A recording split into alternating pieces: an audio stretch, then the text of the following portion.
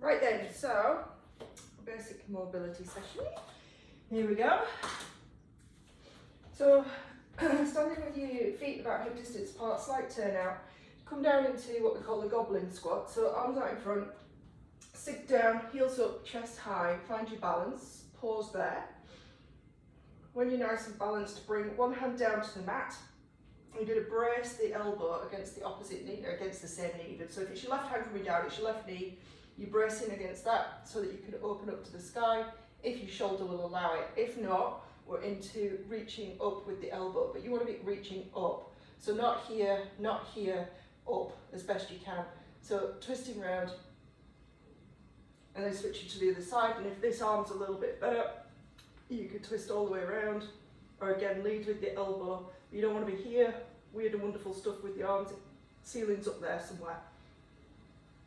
So twist, and then just switching sides, either leading with the elbow or leading with the arm, your choice.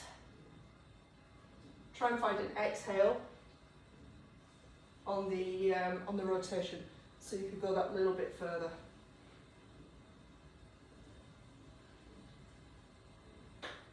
Maybe go 10 each side,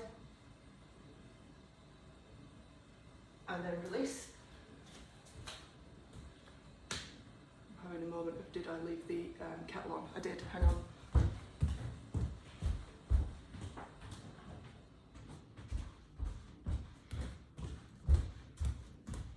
Sorry about that. So from where you are there, come down onto all fours and go into frogs. So you're going to go nice and wide through the knees. A little bit wider with the feet flexed, hands under shoulders, and rocking forward and back there. And you want to make sure that your tailbone, you can see my tailbone, is pointing up to the ceiling, so I'm not rounding the spine, so everything stays untucked, and rock backwards and forwards. So same as usual with the hands, the wider and more spread you can get your fingers, the further forward you can come, stretching out your wrists, forearms and hands at the same time. Forward and back, nice and steady to start with. And then where your hands are, plonk your elbows, so it just alters the stretch or the sensation in the hip, or the angle. So rock it forwards and back there. And maybe 10 of each. Or until you get fed up, whichever comes first. And then we'll do our frog unload. So from the side, you go a little bit narrow with the knees so that you can get the sides of your feet together. Sit your butt back to your heels, walk the hands away. So sinking the chest down to the floor, and then pull the floor towards you, come through all fours. At the point at which your hips pass your knees, your feet will lift.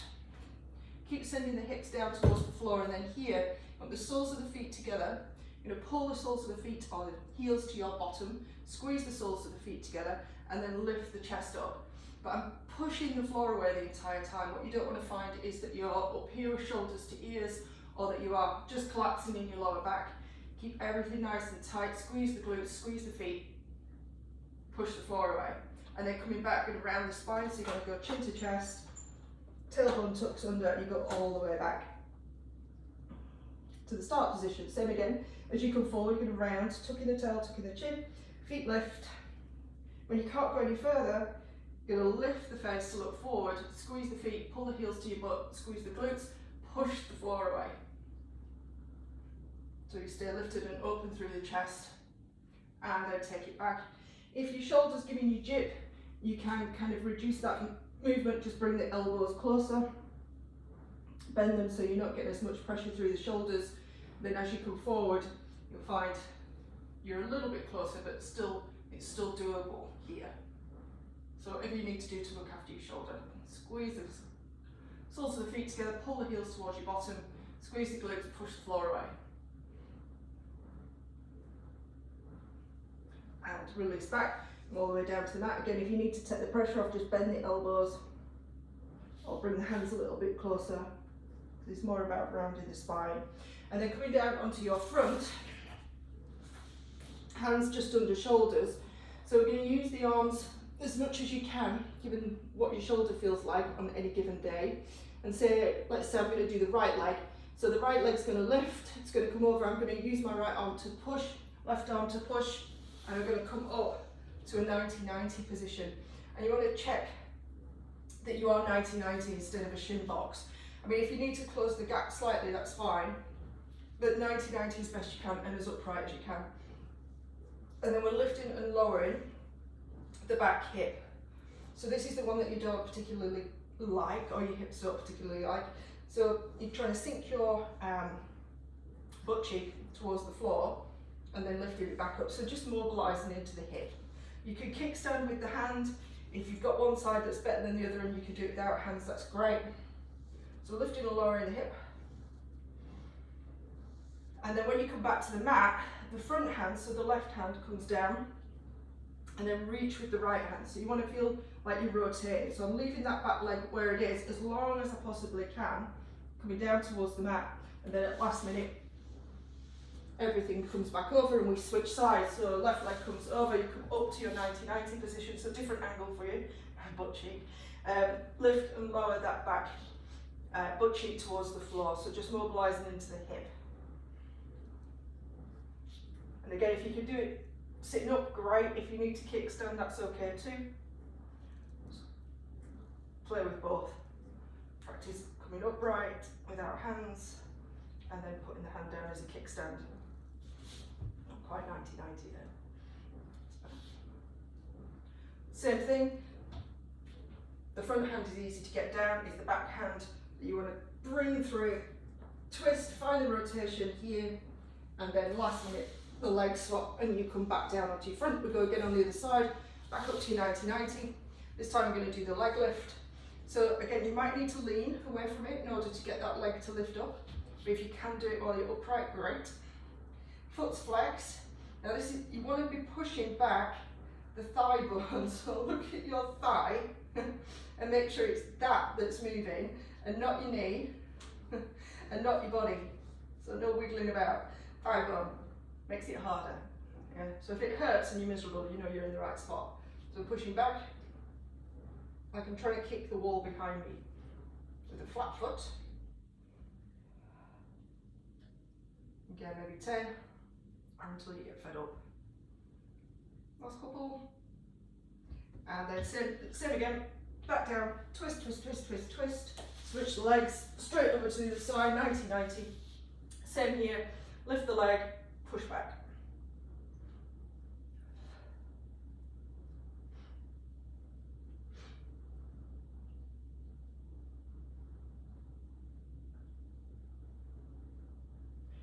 Last few.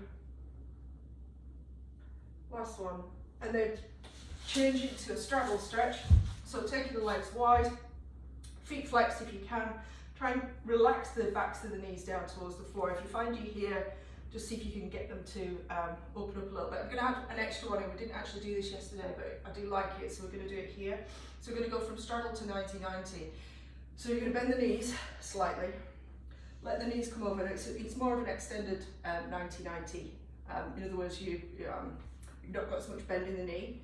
Then as you come back, you push the legs back out to your straddle stretch first before you do the other side.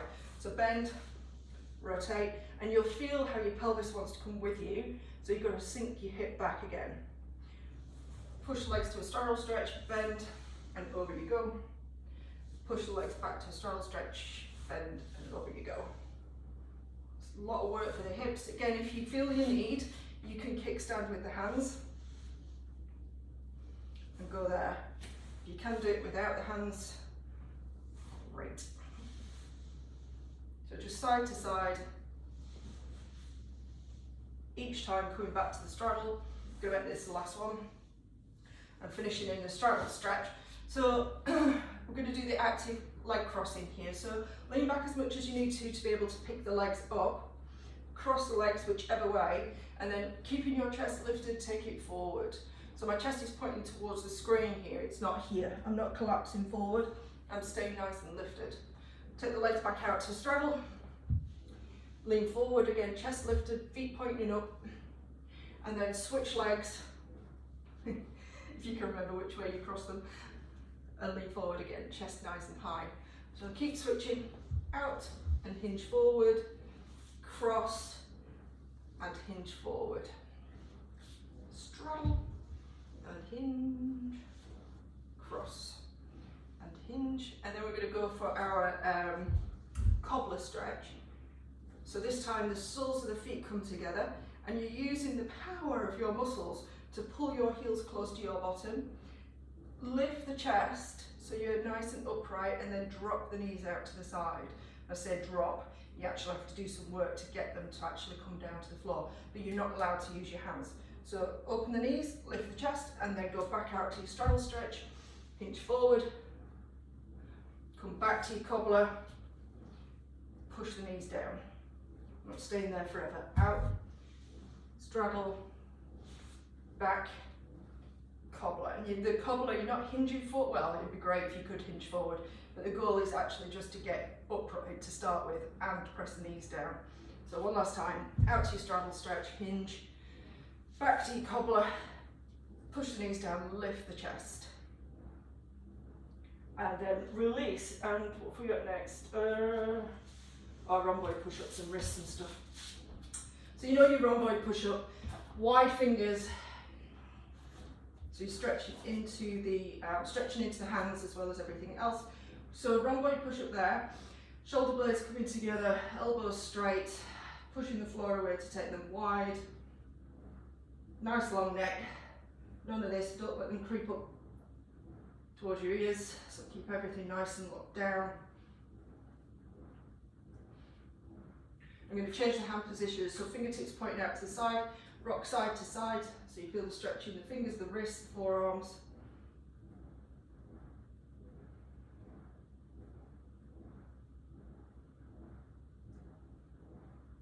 And then turning the hands so the fingertips point back towards your knees. Again, see if you can straighten your thumb and spread it wide. And then we're going to rock, let's go, we'll go right, back, over to the left and forward. So you're creating a circle over the wrists.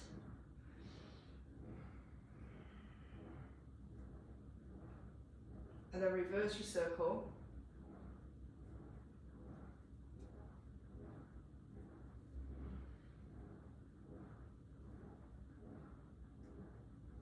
And then release. Bring the hands back round so they're facing the proper way. We'll add in the wrist stretch from the other direction. So butt on knees, butt on heels. Fingertips and backs of fingers down. And then you're going to, I'm not moving any, I'm not doing this with my arms and my shoulders. I'm doing it with my body. So my body's going to come forward. My knuckles are down. I'm going to take my backs of my hands down towards the mat. Turn this way so you can see. So if I try and get the backs of my hands down, you'll see how I do a bulldog impression. So my elbows disappear off out to the sides and my shoulders creep up around my ears. None of that, elbows straight. So you might not get your, this very last bit down towards the mat, and that's okay. You don't want to be cheating by doing it all from the shoulders and the elbows, because essentially you're just reinforcing the things that we're trying to change in the first place. So the reason why I get you to do it from here and not just come straight into it is because it's a brutal stretch on the wrist for most of us. Most of us don't have the capacity now to get the backs of our hands down and then come away from that. So you want to be doing as much work as you can into the wrists, because we've all got very limited mobility, hands and wrists. But by the same token, I'm going to call it, I hate the word delicate, but they're a structure that you don't want to be prattling about with, let's put it that way. So coming into our knee hover, toes are tucked, hands under shoulders, knees under hips, neutral spine, so no tucking, let your tailbone go, neck long, shoulders away from the ears, etc, etc. And then we're going to activate, push the floor away, feel the gathering in the core, pick the knees up just an inch off the mat, and we hold and breathe. You can count or you can just hold until you can't hold anymore. I usually just go for 5 or 6 breaths. And then lower the knees back down. Same again, hover the knees. Hold and breathe.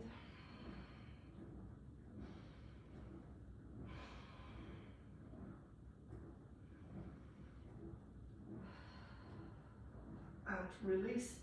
If you're feeling particularly frisky and your shoulders okay, you can do your rhomboid push-ups here, so you hover the knees and then bring the shoulders together and push them wide.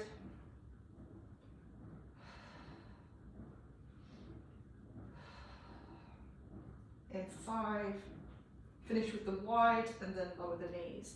And then placing the tops of the feet down so we can come into our faff-free plank. So again, we didn't do this yesterday just because your shoulder was not a happy bunny. But like I said, it will get better. So at the point it does get better, faff-free plank. So pivot over the toes on one side, and try that again, pivot over the toes on one side, straighten the leg. Very, very little movement through the body as you bring in the other leg. So you leave you in your solid plank. Bend your one knee, it should come straight back where it came from. You should finish up in all fours. That's what you practice, that's where you're, that's the goal, that's the goal. So pivot, straighten one leg, then the other, hold, bend, bend, and check that you come back to all fours. You might just have travelled forward over your arms, leaving your legs slightly further away, but for you, it's usually a case of, as you come back down, you move the foot. So leave the toes where they are, and just put the back of the foot down. And it should leave you back in your all fours position.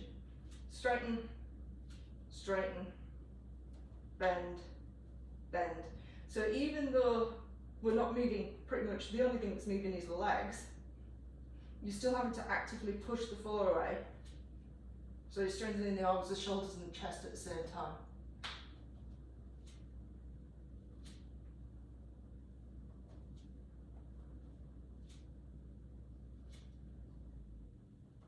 Just the legs moving, nothing else. Pelvis staying absolutely still. So if I let this all go to pot, it looks more like this. Yeah, we're butt waggling from side to side. So see if you can contain the movement.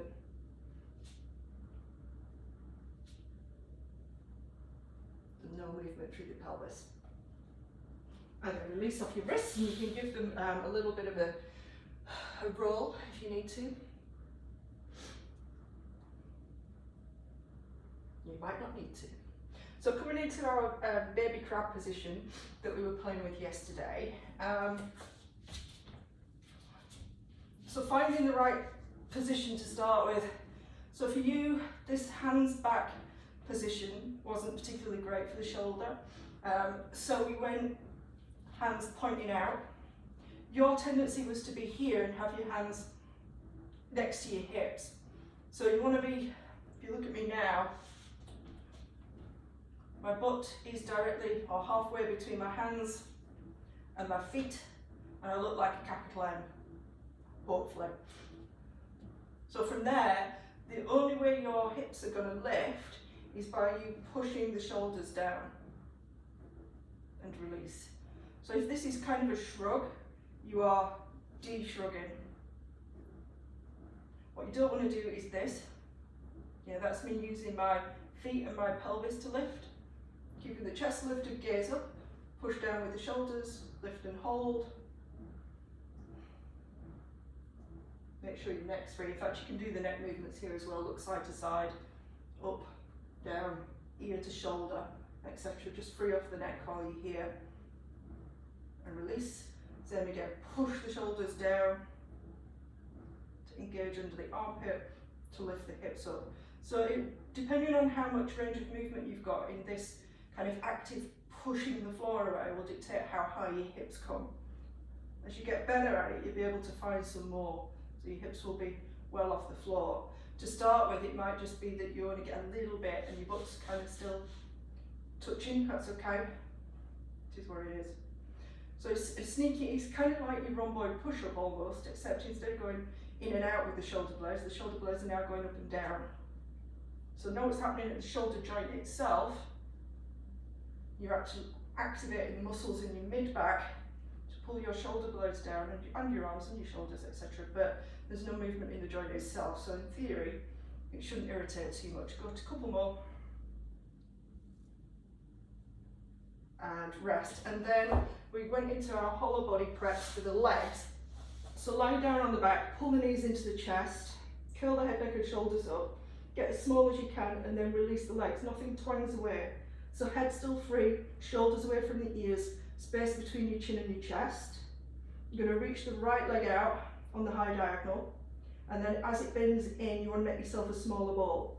Take the left leg out, bend it in, smaller ball. Right leg, and that smaller ball comes from the core, not from you cranking with the head or the neck or the shoulders for that matter. So switching sides. If you're feeling frisky and you want to try both, you come to this position here and bend in, reaching both legs on the high diagonal, chest is open, shoulders away from the ears. We'll go 2 more, or however many you want to do, you can add to this. And then in, and then release that down. And then coming back over, you're going to go to your long lunge position. So hands under shoulders, bring the right left foot, I'm going to go left foot first. Left foot outside, left hand, and then straighten the back foot. So you're in this back foot, back leg. So in this long lunge position, if it's your left foot that's forward, it's your left arm that's going to lead. So back to rotations again, yeah? So either you are leading with the elbow and it's going up to the ceiling, not down here, not round here, ceiling, up there. You're going to kill me for this, aren't you? I know where the ceiling is. Up to the ceiling. Or if your arm's okay, again, up to the ceiling, not here, not here. Palm forward, up to the ceiling. You can rotate all the way around. Again, if you're leading with the elbow, back behind you. And then as you come back down, you're aiming to sink your elbow down towards the mat. So you're reaching towards the mat with the elbow. And then I would bring the back leg down and we'll come out of it that way. You can come out of it via a plank, but let's keep it simple to start with. Bring the right foot forward, same thing, tuck the toes, straighten the back leg. Same on this side, either elbow up to the ceiling, because you're trying to twist your chest by trying to get your nipples on the ceiling. So it's not about the arm, that's just helping you go, or giving you some direction. So rotate open to the ceiling, either with the arm or the elbow, whichever. And the only reason my arm is going past the ceiling is because I'm able to get my chest further round. So if my arm is following my chest, the only way it goes further back is because my chest is further open. That makes any sense whatsoever. And then again, dropping the elbow down to the mat and then release out of that, bend that knee.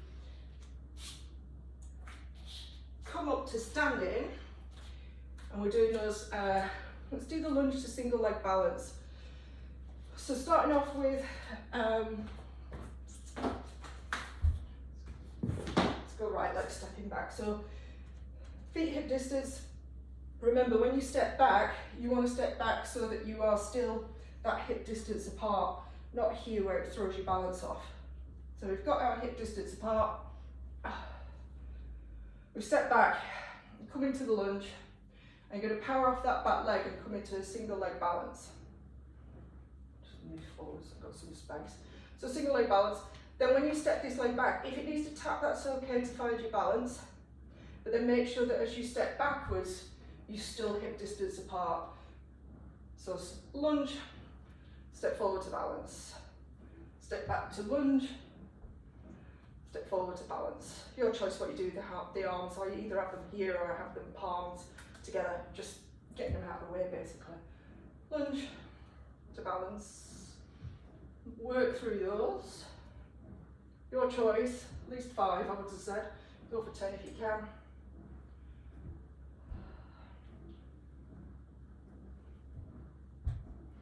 My legs, my back knees tapping the floor, yours doesn't have to. I'm just kind of being lazy this morning, I'm actually kind of resting halfway through. And then when you're fed up with that, switch sides. Same thing, as you step back, make sure you keep the distance between your feet. the same. So you're on tram tracks. Take the lunge, power through to your single leg balance, step back to lunge. Try and make sure, as you lunge, keep a beady eye here, you want to be going as straight down as you can, which leaves you with a vertical shin. So for our purposes, we're trying to hit the glute.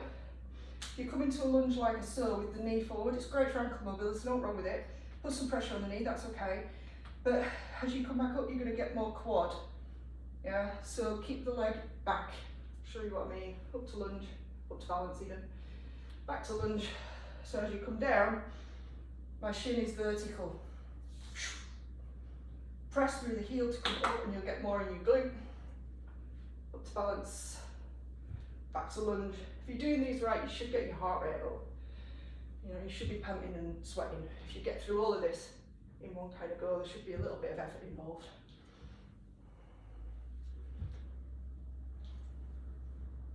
Last one, for me now, and release. And that will leave you in standing, it will leave you done. I hope it's useful. It's 26 minutes. There's a lot of waffle in that. You should be able to get that down to a good 15, 20 minutes. And like I said, do as many as you can in each thing and do it to failure for the strengthy ones. But other than that, have an amazing time. And I'll see you on the 15th of December. If I can switch this off, switch off.